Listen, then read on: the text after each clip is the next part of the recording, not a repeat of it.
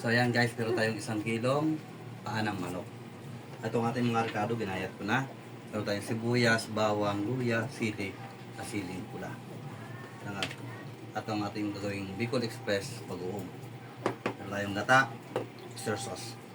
Let's go, luto tayo. Higyan natin ng mantika. Taksan natin yung sibuyas.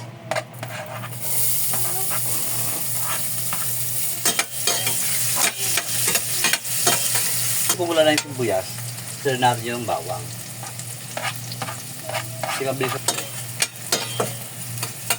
Kung nakita nyo medyo pupula-pula na rin yung bawang, lagyan na natin yung luya.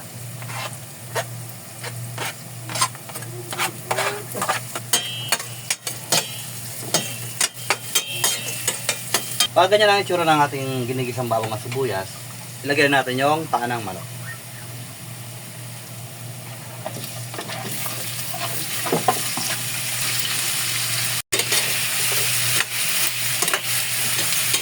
Pag ganyan ang itsura niyan guys, ng ating paa ng manok, ito natin ilagay yung ating pag-uong.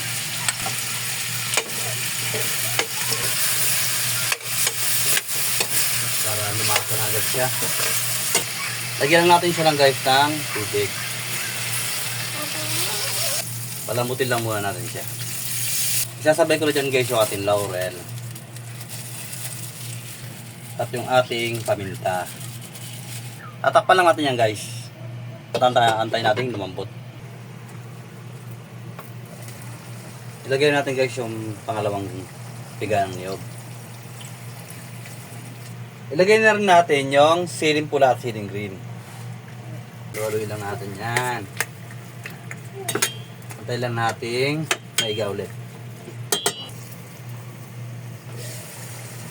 Lalagay ko na guys yung ating unang piga ng gata.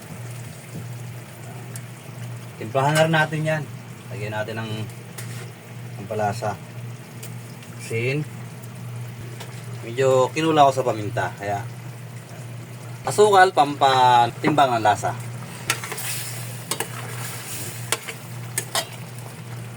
Antay lang natin guys konti. Ayan guys, okay ito. Luto lang ating Bicol Express na paa ng manok.